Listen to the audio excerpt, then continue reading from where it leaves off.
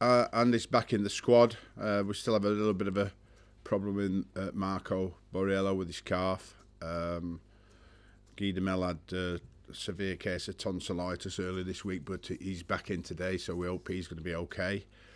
So yeah, the squad is looking big and strong and confident at the moment. You mentioned Andy being back in the squad. You joked after the win over Villa about what you would do if you won the next two games, and said that it might be a tough decision to bring Andy straight back in if you won the next two. So is it?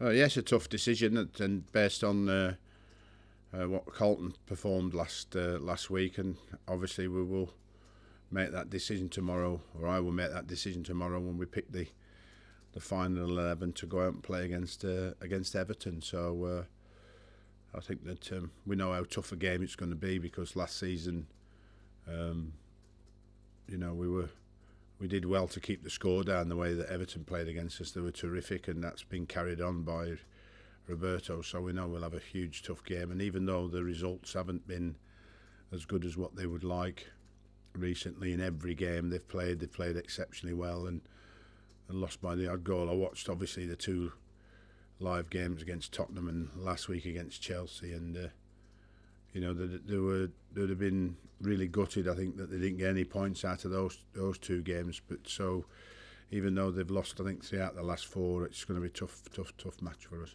And you mentioned a tough decision as well. Just a word about the job Carlton has done while Andy's been out. Well, I mean, really good. I think that since you know, the reintroduction to the squad after he'd been in, I suppose, the wilderness in the summer, not getting fixed up, it took a little bit of time to get Carlton back in real top condition, and now he's done that. He's produced more goals than he did actually last season. So, you know, goals, it's what it's all about at the minute for us. I think that our margins are good in terms of our last 4 games. We've won by 2 goals and scored 2 in most of the games and 3 last week. And I think that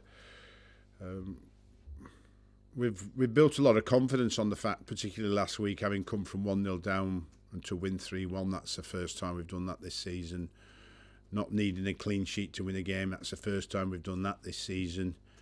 And then winning 4 games on the trot builds a huge amount of confidence in the team, and we'll need all that confidence and all that ability to play against an Everton to get a result. Just going back to Andy briefly, he says he hasn't given up on making the World Cup. Do you think he can make the England squad?